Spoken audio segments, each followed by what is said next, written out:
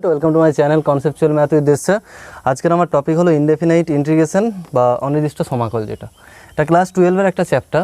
এটা শুরু করার আগে বলে দিই, আমি অলরেডি ক্লাস 12-এর প্রথমের দিকে যে চ্যাপ্টারগুলো ছিল, অর্থাৎ অবকলনের যে স্টার্টিংটা রয়েছে, কন্টিনিউটি বা ডিফারেন্সিয়েবিলিটি বা derivative, first order derivative, second order derivative, এগুলো অলরেডি ডিসকাস করেছি। সেখানে কিছু থিওরিটিক্যাল ভিডিও এবং কিছু এসএন দিয়ে যে বই রয়েছে আমাদের ছায়া প্রকাশনী, সেখানে কিছু সলভ করেছি, আমি সলিউশন করেছি। যারা আমার চ্যানেলে একদম নতুন তারা প্লেলিস্টে গিয়ে ওই ভিডিওগুলো দেখতে পারো, বা এখনও পর্যন্ত যারা সাবস্ক্রাইব আমার চ্যানেল করোনি তারা করে নাও, কারণ আমি প্যারালালি এবার ইন্টিগ্রেশন স্টার্ট করলাম, প্যারালালি ইন্টিগ্রেশনটা কমপ্লিট করার চেষ্টা করব। তো প্রথমে আমি চ্যাপ্টারে আসি, ইনডেফিনাইট ইন্টিগ্রাল যেটা শুরু হয়েছে। প্রথমে এটা জানতে হবে আমাদের indefinite integration actually introduction to integration, এখানে আমাদের ইন্টিগ্রেশনের শুরু হচ্ছে। তো প্রথমে জানতে হবে এখানে কিছু সূত্র রয়েছে, সেই সূত্রগুলো কোথা থেকে এলো সেগুলো জানতে হবে, এবং তারপর আমরা চ্যাপ্টারের কিছু অঙ্ক সলিউশন করব। তো সূত্র যেগুলো আছে, ফার্স্ট অফ অল অ্যাকচুয়ালি এটা জানতে হবে যে ইন্টিগ্রেশন অপোজিট প্রক্রিয়া আমাদের ডেরিভেটিভের উল্টো প্রক্রিয়া হচ্ছে ইন্টিগ্রেশন। যেমন এমনি অনেক প্রক্রিয়া রয়েছে, যেমন যোগ প্রক্রিয়ার বিপরীত প্রক্রিয়াকে বলা হয় বিয়োগ প্রক্রিয়া, সেরকম ডেরিভেটিভের অপোজিট প্রক্রিয়া হচ্ছে ইন্টিগ্রেশন। যেমন একটা জাস্ট সিম্পল এক্সাম্পল দিচ্ছি, d/dx। প্রথমত বলে দিই ডেরিভেটিভের নোটেশন কেমন ব্যবহার করা হয় এবং ইন্টিগ্রেশনের নোটেশন কেমন ব্যবহার করা হয়। ডেরিভেটিভের নোটেশন যেটা ব্যবহার করা হয় জাস্ট এটাকে বলা হয় differentiating with respect to x. এবার এখানে কোনো ফাংশন থাকে এক্স দিয়ে বা ওয়াই দিয়ে।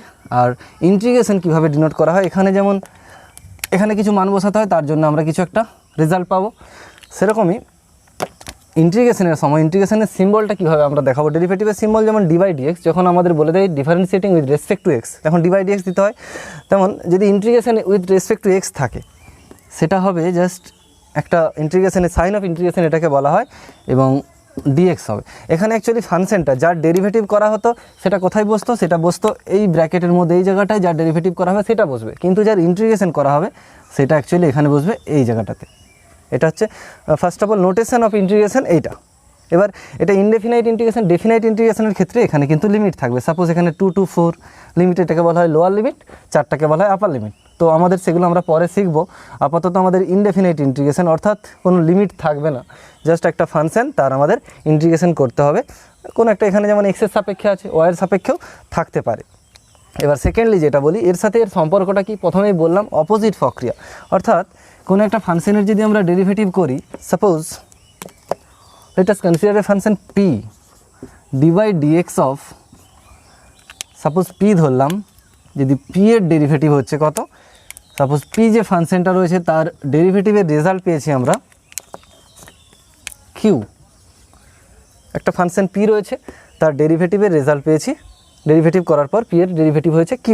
এবার আমি কি বলেছি অপোজিট প্রক্রিয়া, তাহলে ইন্টিগ্রেশনটা আমরা কীভাবে বলা যাবে, এখানে উল্টো প্রক্রিয়া। মানে ইন্টিগ্রেশনের সিম্বল কীভাবে ব্যবহার করেছিলাম, ইন্টিগ্রেশন একটা সিম্বল দিতে হয় এবং এখানে dx দিতে হয়। তার মানে কী হবে, p এর ডেরিভেটিভ যদি q হয়, তার মানে q এর ইন্টিগ্রেশন হবে p, অপোজিট প্রক্রিয়া বলেছি। তাহলে এখানে q এর ইন্টিগ্রেশনটা হবে, এদের রেজাল্ট কী হবে, q এর ইন্টিগ্রেশন হবে p। এটাই কিন্তু এই চ্যাপ্টারের মেন লজিক। অর্থাৎ এখানে দেখতে পাচ্ছি p এর ডেরিভেটিভ হচ্ছে q, আর উল্টোটা কী হবে, q এর ইন্টিগ্রেশন হবে p। এবার এই লজিককে কাজে লাগিয়ে এখানে কিন্তু সূত্রগুলো আমরা তৈরি করতে পারি। প্রথমত একটা সিম্পল একটা সূত্র রয়েছে, সেই সূত্রটা আগে আমরা তৈরি করে নিই। d/dx অফ, আমরা জানি d/dx অফ যদি 1 হয়, সরি x হয়, d/dx অফ x অর্থাৎ x এর ডেরিভেটিভ, এর রেজাল্ট কত হয় আমরা জানি 1। তার মানে সিমিলার ওয়েতে এই লজিককে যদি আমরা কাজে লাগাই, অর্থাৎ x এর ডেরিভেটিভ 1 হয়েছে, তাহলে 1 এর ইন্টিগ্রেশন কত হবে, x হবে। এই দুটো ফাংশনের মধ্যে চেঞ্জ হবে, এখানে p এর জায়গায় আছে x এবং q এর জায়গায় 1 আছে। তাহলে এখানে সিমিলারলি আমরা যে সূত্রটা পাবো, এখানে ইন্টিগ্রেশন অফ 1, অর্থাৎ এই রেজাল্ট যেটা হয়েছে ডেরিভেটিভে সেটার যদি ইন্টিগ্রেশন করি কত হবে, x ইন্টিগ্রেশন মিনস এখানে একটা dx দিতে হবে, ইকুয়াল টু হবে x। তার মানে এখান থেকে যে সূত্রটা তৈরি হবে 1 dx মিন অনলি dx বলতে পারি, dx ইকুয়াল টু x। অর্থাৎ d অফ সামথিং যদি কোথাও থাকে তার রেজাল্ট কিন্তু এটাই হবে। এখান থেকে আরও আমরা উদাহরণ নিতে পারি, কোথাও যদি suppose integration of d of x⁶ থাকে, এটা রেজাল্ট তাহলে কত হবে, x⁶। যদি ডি অফ সামথিং থাকে, এখানে যেমন ডি অফ কত ছিল, ডি অফ এক্স ছিল, ডি অফ এক্স থাকলে তার ইন্টিগ্রেশন হচ্ছে এক্স, এখানে d of x to the power 6 যদি থাকে তার ইন্টিগ্রেশন কিন্তু এক্স টু দি পাওয়ার 6 হবে। এটা হলো। এবার আরও কিছু আরেকটা ব্যাপার রয়েছে, ইন্টিগ্রেটিং কনস্ট্যান্ট বলে একটা ব্যাপার থাকে, তো সেই ব্যাপারটা এবার ডিসকাস করবো আমরা। সাপোজ ডি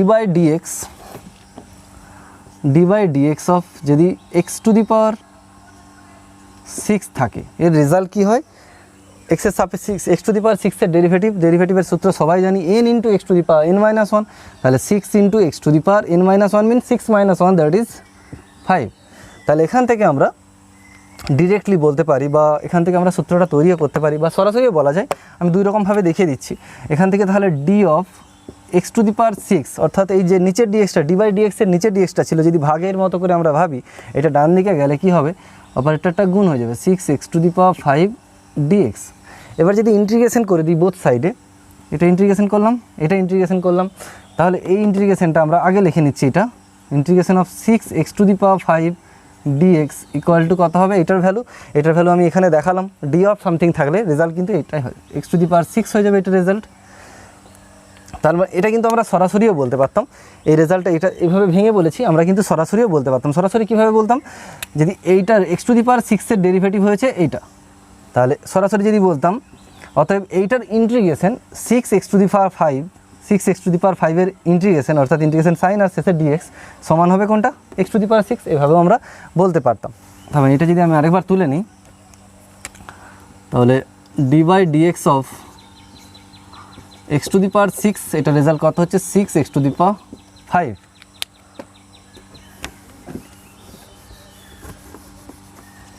আবার এটার বদলে আমি যদি এটা বলি, d by dx of x to the power 6 plus 3, এটার ডেরিভেটিভ কত হবে, এক্স টু দি পাওয়ার 6-এর ডেরিভেটিভ করবো প্লাস 3-এর ডেরিভেটিভ করবো, এক্স টু দি পাওয়ার 6-এর ডেরিভেটিভ কত হবে, 6 into x to the power 6 minus 1 that is 5 plus 3-এর জন্য কত, 3-এর ডেরিভেটিভ কনস্ট্যান্ট কোয়ান্টিটি, তার ডেরিভেটিভ 0, অর্থাৎ এই ক্ষেত্রেও কিন্তু এটাই পাচ্ছি। আরেকটা ব্যাপার আছে, যদি মাইনাস দিয়ে কিছু করি, d by dx of x's Q minus x to the power 6 minus suppose 7, এইটা রেজাল্ট কী হবে, এক্স টু দি পাওয়ার 6-এর জন্য 6 into x to the power 5 আর 7-এর জন্য কিন্তু কনস্ট্যান্ট কোয়ান্টিটি 0ই হবে। তো এই তিনটে কন্ডিশন থেকে আমরা যদি ইন্টিগ্রেশনে তৈরি করি formula,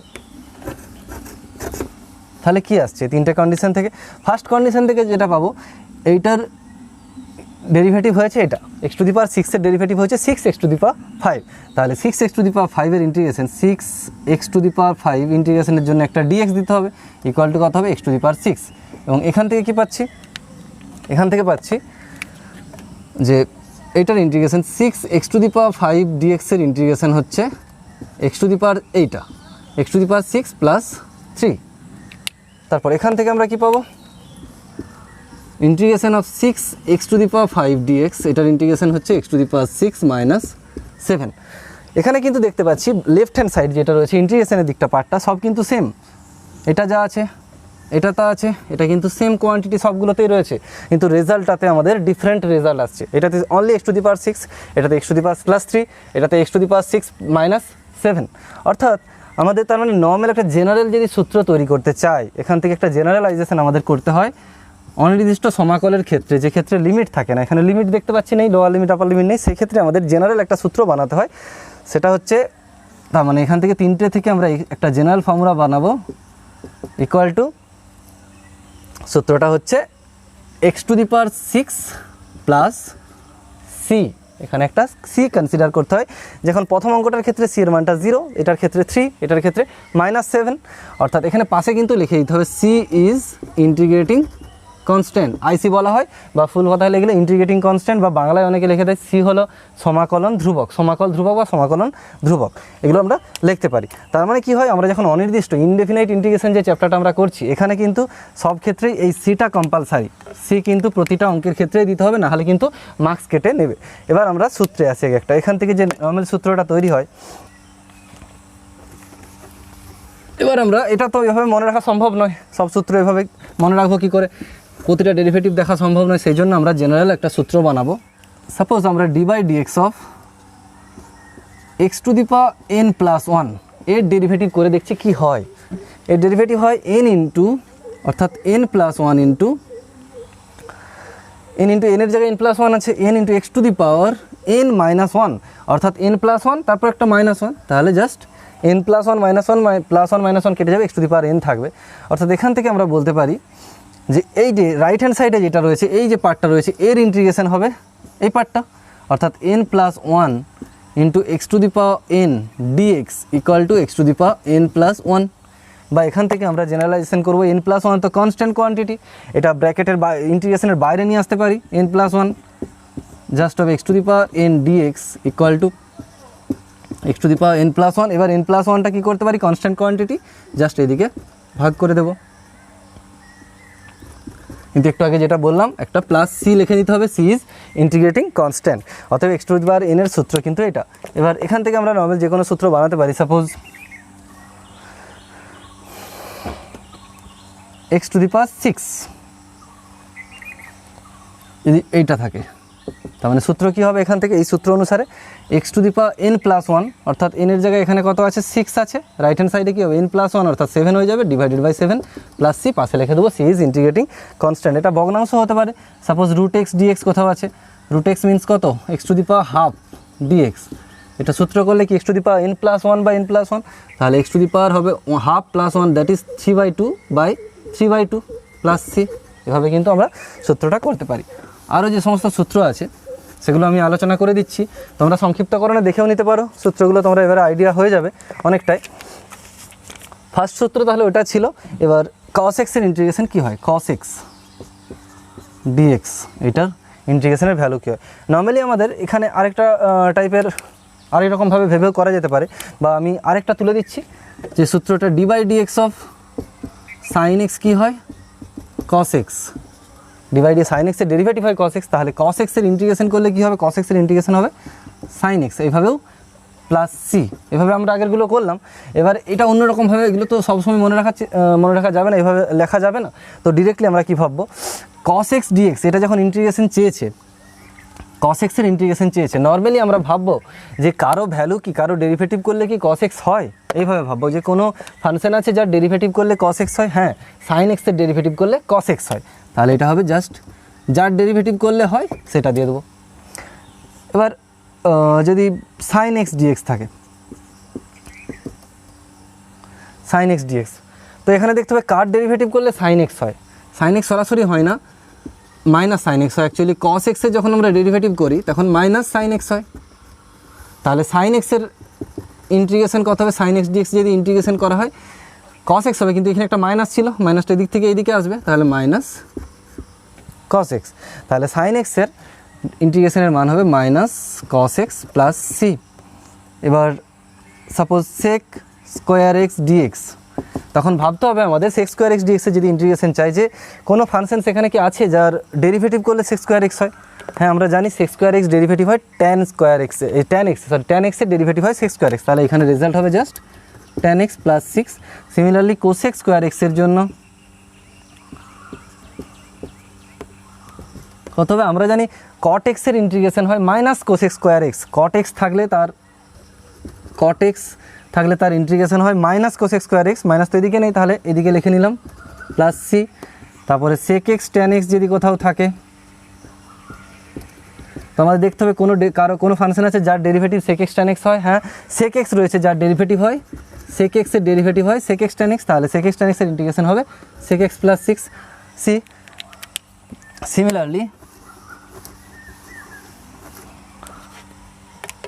similarly cosec x cot x এর ইন্টিগ্রেশন হয় minus cosec x plus C. আরও কিছু সূত্র আছে যেমন 1/x dx, সঙ্গে সঙ্গে ভাবতে হবে 1/x কার ডেরিভেটিভ 1/x হয়, সেটা আমরা জানি log x এর ডেরিভেটিভ 1/x হয়, এখানে log mod দেওয়া হয় কারণ লগের ভেতর মাইনাস নিতে পারে না, তাই 1/x dx থাকলে log x প্লাস সি। এবার ই টু দি পাওয়ার এক্স যদি কোথাও থাকে, integration of e to the power x dx, এটা ই টু দি পাওয়ার এক্সই হবে প্লাস সি, কারণ ই টু দি পাওয়ার এক্সের ডেরিভেটিভও e to the power x হয়, similarly integration of e to the power x হবে। A to the power x dx কোথাও যদি থাকে, সেটা হয় a⁴ by log a plus C. এখানে কিন্তু বেসটা অবশ্যই এর বেসটা এই লগের বেসটা ই হবে। এই সূত্রগুলো মোটামুটি রয়েছে। তো আরেকটা টাইপের সূত্র আমরা আলোচনা করে দেবো এখানে, সেটা হচ্ছে সব সূত্রগুলো আরেকটা টাইপ মনে রাখতে হবে। যেমন এখান থেকেই বলি, suppose d by dx of suppose sine 3x, এটা আছে, এটা ডেরিভেটিভ কি হবে cos 3x, sin x এর ডেরিভেটিভ cos x হয় এবং 3x এর ডেরিভেটিভ আরেকবার গুণ চিহ্ন দিয়ে করতে হয়, সেটা 3 হবে, অর্থাৎ 3 cos 3x। তাহলে যদি cos 3x এর ইন্টিগ্রেশন চাই, cos 3x dx এর ইন্টিগ্রেশন চাই, সেটা কি হবে, এই cos 3x এর ইন্টিগ্রেশন চাইলে এইদিকে হবে এইটা, তাহলে 3টা ভাগ হবে, দ্যাট ইজ এটা হবে sin 3x বাই 3। এটা কিন্তু রেজাল্ট হবে। এমনি cos x এর নর্মালি ইন্টিগ্রেশনের ফর্মুলা কি, cos x এর ফর্মুলা হচ্ছে sin x প্লাস সি, সবসময় দিতে হবে। cos x এর ফর্মুলা, cos x এর ইন্টিগ্রেশন নর্মালি হয় sin x প্লাস সি, কিন্তু যদি কোনো x এর সাথে গুণ থাকে সেটা ইন্টিগ্রেশনের সময় ভাগ হয়ে যাবে। এটা কিন্তু সব সূত্রের ক্ষেত্রে। সাপোজ যদি e⁻mx dx এটা যদি থাকে, তো e⁻x এর ইন্টিগ্রেশন নর্মালি কী হয়, e⁻x হয় e⁻mx প্লাস সি দিয়ে দেওয়ার কথা, কিন্তু এই যেহেতু x এর সাথে একটা m গুণ আছে সেটা ভাগ হয়ে যাবে। এটা সব সূত্রগুলোর ক্ষেত্রে কিন্তু অ্যাপ্লিকেবল হবে। এবার আমি কিছু অনুশীলনীর অঙ্ক কিছু তুলে নিয়েছি, সেগুলো আমি সলভ করব। প্রথমে অতি সংক্ষিপ্তর কয়েকটা অঙ্ক সলভ করব, তারপর সংক্ষিপ্ত, তারপর দীর্ঘ। তো অতি সংক্ষিপ্তর যে প্রথম প্রবলেমটা আমি নিয়েছি, প্রবলেম নাম্বার 9, অতি সংক্ষিপ্তের 9 প্রবলেমটা নিয়েছি। দেওয়া আছে dy = ax plus B dx, একটা ইজি প্রবলেম। তো প্রথম যেহেতু করছি সেই জন্য ইজি প্রবলেম কিছু নিচ্ছি। এখান থেকে বোথ সাইডে ইন্টিগ্রেশন করলাম, এখানে y এর মান বার করতে হবে। ইন্টিগ্রেশন যদি করি বোথ সাইডে, এটা ডি অফ সামথিং মানে আমি একটু আগে সূত্র বললাম, ডি অফ কিছু থাকা মানে, ডি অফ যেমন এক্স থাকা মানে অনলি কী হয় এক্স, এখানে তাহলে কী হবে ওয়াই ইকুয়াল টু, এটা কিন্তু আমরা দুটো পার্ট করে দিতে পারি, প্রথমে এ এক্স ডিএক্স, প্রথমটা হবে এ এক্স ডিএক্স, এ এক্স তারপর ডিএক্স, আরেকটা হবে বি ডিএক্স। এ এক্সটার কনস্ট্যান্ট আমটাকে বাইরে নিয়ে আসতে পারি, প্লাস বি ডিএক্স হবে, বিটাকে বাইরে নিয়ে এলাম, জাস্ট থাকছে ডিএক্স।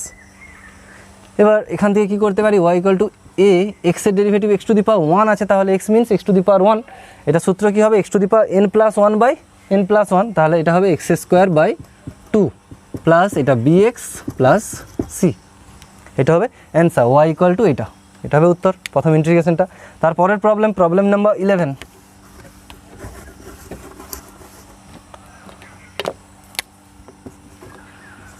dy dx এর একটা ভ্যালু দেওয়া রয়েছে √x এবং দেওয়া রয়েছে y = 3, x = 4, এগুলো দেওয়া রয়েছে এবং আমাদের y এর মানটা বা সমীকরণটা একটা ক্যালকুলেট করতে হবে, যেখানে dy dx অবশ্য থাকবে না ইন্টিগ্রেশন করার পর। এখান থেকে সমাধান করতে বলতে পারে, অবকল সমীকরণ একটা, এটার সমাধান এভাবেও বলা যেতে পারে।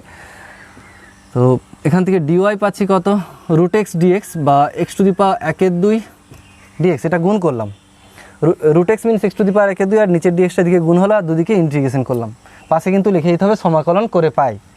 এবার এখানের জন্য শুধু কি হয় y ইকুয়াল টু, আমরা কি করতে পারি xn এর সূত্র xn+1 দ্যাট ইজ ½ + 1 বাই নিচে ½ + 1 প্লাস সি, পাশে লিখে দেবো C is integrating constant, C সমাকলন ধ্রুবক বা ইন্টিগ্রেটিং কনস্ট্যান্ট। এখান থেকে পাচ্ছি y equal to x⁻³ by নিচে হবে 3/2, এটা যখন গুণ হয়ে যাবে এখানে 2/3 প্লাস সি, এটা 1 নম্বর দিলাম। এটাকে বলা হয় অ্যাকচুয়ালি সি দিয়ে কোনো অঙ্ক থাকলে সেটা সাধারণ সমাধান। এবার আমাদের বিশেষ সমাধান করতে হবে, কারণ এক্স এবং ওয়াই এর পার্টিকুলার ভ্যালু দেওয়া রয়েছে।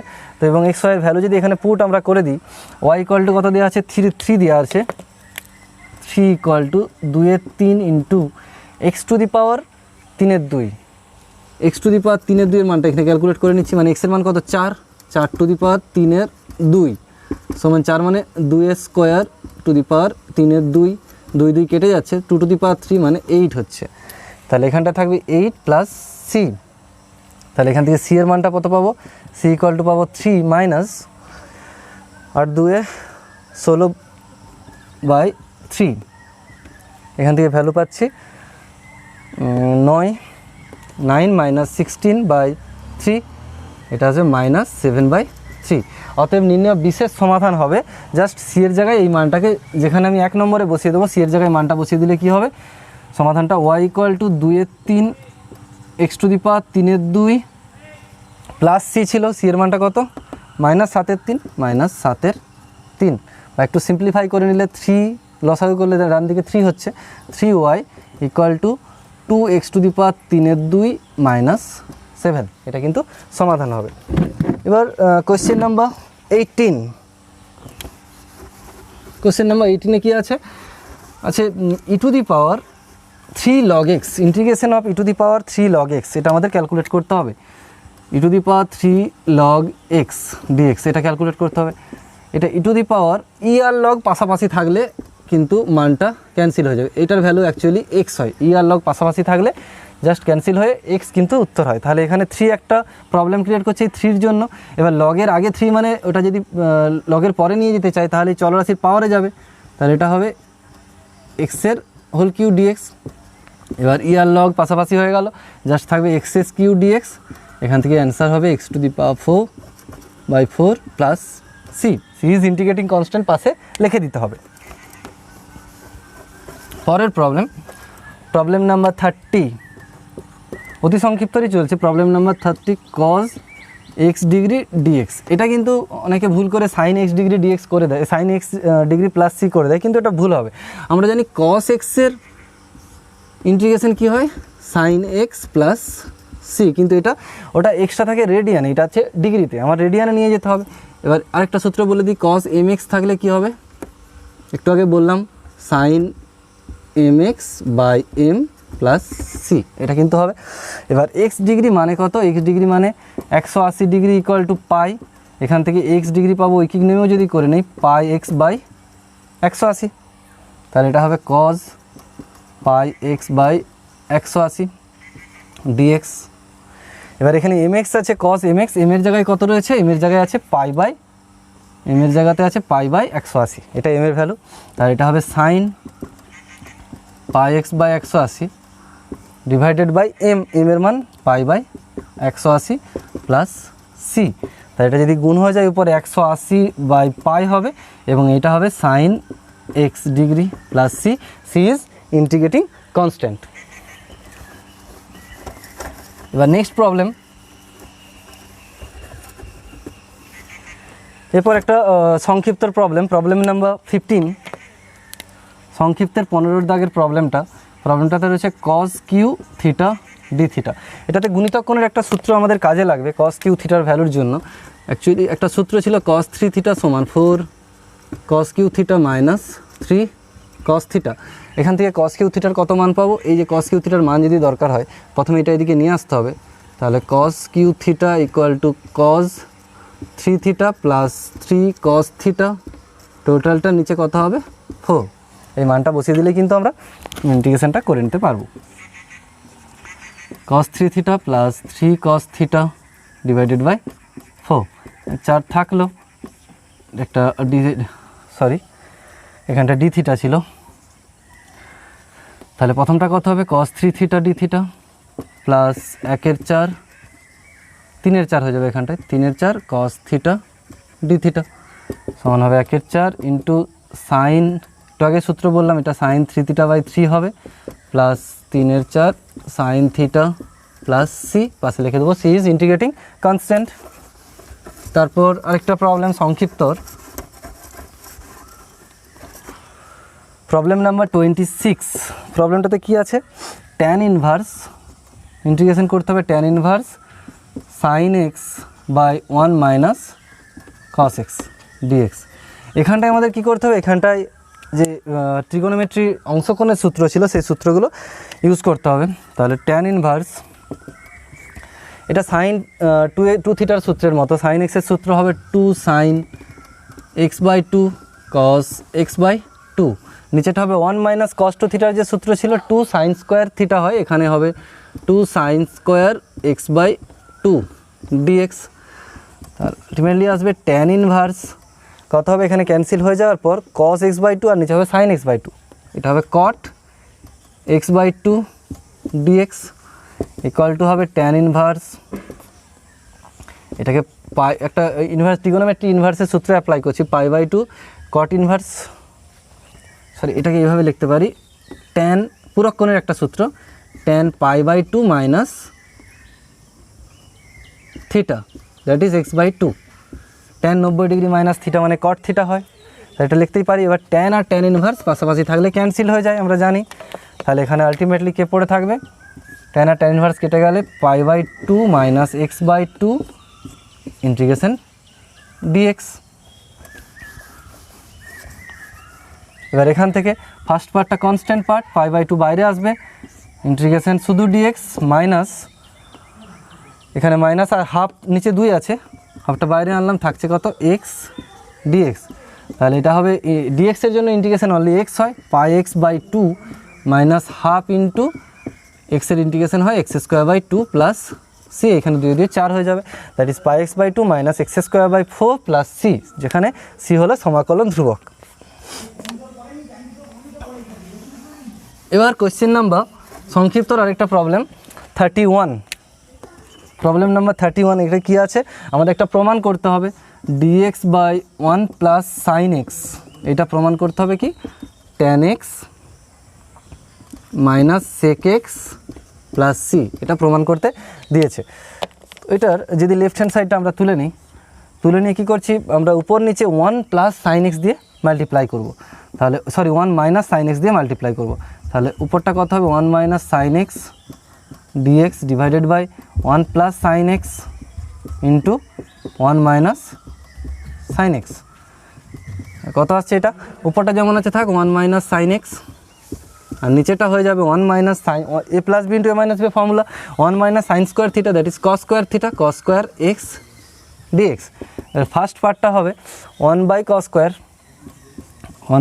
Square x dx minus sine x by cos square x dx. এবার ফার্স্ট পার্টটার জন্য কি করতে পারি, ফার্স্ট পার্টটার জন্য আমরা 1/cos স্কোয়ার এক্স মিন, এটা easily formula 1/cos theta mean sec square theta, sec square x dx minus, এটা কি করব, নিচের কস স্কোয়ারটাকে দুটো পার্ট করে দেবো, that is cos x into cos x করে দিলাম। এবার প্রথম যে sine x by cos x আছে এটা ট্যান এক্স হবে, এটা হবে ট্যান এক্স, এবং 1/cos এর জন্য হবে sec x plus sec x dx। এটা ফার্স্টের ফর্মুলাটা জানি, ট্যান এক্সের ডেরিভেটিভ হয় সেক্স স্কোয়ার এক্স, অথবা সেক্স স্কোয়ার এক্সের ইন্টিগ্রেশন হবে ট্যান এক্স, আর এটা হবে sec x plus C, C হচ্ছে সমাকলন ধ্রুবক যেটা আমাদের প্রমাণ করতে দিয়েছিল। এরপর আমি দীর্ঘর কয়েকটা প্রবলেম করব, দীর্ঘর প্রবলেম নাম্বার 7 প্রথমে করছি। প্রবলেম নাম্বার 7-এ কী আছে, cos 2, এটা একটা প্রমাণ করতে দিয়েছে, প্রমাণ করতে হবে কি cos 2x minus cos 2 alpha by cos x minus cos alpha dx equal to 2x cos alpha plus sine x plus C C হচ্ছে ইন্টিগ্রেটিং কনস্ট্যান্টটা, এটা আমাদের প্রমাণ করতে দিয়েছে। তো আমরা কি করতে পারি, প্রথমেই ওপরটা ফর্মুলা অ্যাপ্লাই করতে পারি, cos 2 থিটার সূত্র 2 cos square theta minus 1, 2 cos square x minus 1 minus এটা 2 cos স্কোয়ার আলফা মাইনাস 1, নিচে হবে cos x minus cos alpha dx. এবার ব্র্যাকেটটা তুলে দিলে এখানে -1 হবে আর এটাতে +1 হবে, ক্যান্সেল হবে, আর বাকি যে দুটো টার্ম পড়ে থাকবে এখানে 2 cos স্কোয়ার এক্স পড়ে থাকবে, এখানে -2 cos স্কোয়ার আলফা পড়ে থাকবে, তাহলে 2টা আমরা বাইরে নিয়ে এলাম, cos square x minus cos square alpha আছে, তাহলে স্কোয়ার মাইনাস বি স্কোয়ারের সূত্র, তাহলে এটা দুটো ভেঙে নিতে পারি, cos x plus cos x plus cos alpha into cos x minus cos alpha divided by cos x minus cos alpha dx. নিচের টার্মটা ক্যান্সেল হচ্ছে, এবার অনলি থেকে যাচ্ছে এখানে একটা হচ্ছে 2 cos x dx ফার্স্ট পার্টটা, প্লাস নিয়ে 2 cos alpha dx, 2 cos alpha dx। এবার cos আলফা কনস্ট্যান্ট, সেই জন্য cos আলফাটাকে বাইরে নিয়ে এলাম, dx এটা থাকবে, তাহলে এখান থেকে ইন্টিগ্রেশনের ফর্মুলা যদি অ্যাপ্লাই করি, cos x এর ফর্মুলা হয় আমরা জানি sin x, 2টা বাইরে থাকলো, এটা sin x, আর এটা প্লাস 2 cos আলফা ইন্টু একটা x থাকছে প্লাস c। মানে যেটা আমাদের প্রমাণ করতে দিয়েছিল 2x cos আলফা, তাহলে 2 এই যে এখানটায় আছে, সরি এখানটা 2 হবে না, 2টা আমি কমন নিয়ে নিয়েছি, তাহলে পরের লাইন এখান থেকে এটা আমরা লিখে নিতে পারি 2 sin x আর 2x cos আলফা, যে 2x cos alpha plus C, যেটা আমাদের প্রমাণ করতে দিয়েছিল। আজকে লাস্ট প্রবলেম, দীর্ঘর প্রবলেম নাম্বার 10। এটা খুব ইম্পর্টেন্ট একটা প্রবলেম। অ্যাকচুয়ালি ইন্টিগ্রেশন পার্ট যে রয়েছে, ইন্টিগ্রেশনে প্রচুর প্রবলেম রয়েছে, অনুশীলনীতে প্রচুর অঙ্ক রয়েছে, তো সব অঙ্ক তো আমি করতে পারবো না, আমি তার মধ্যে যতগুলো ইম্পর্টেন্ট মোটামুটি করে দিচ্ছি। এবার তোমাদের যদি কিছু প্রবলেম থাকে তোমরা আমাকে অবশ্যই কমেন্ট করো, কোনো অঙ্ক না পারলে আমি সেই অঙ্কগুলো কিন্তু পরে আবার করে দেব। এখন প্রবলেম নাম্বার 10, এটাতে আছে sin to the power 8x minus cos to the power 8x by 1 minus 2 sin square x cos square x. এটার মান আমাদের প্রমাণ করতে দিয়েছে half sin 2x plus C, এটা আমাদের প্রমাণ করতে হবে।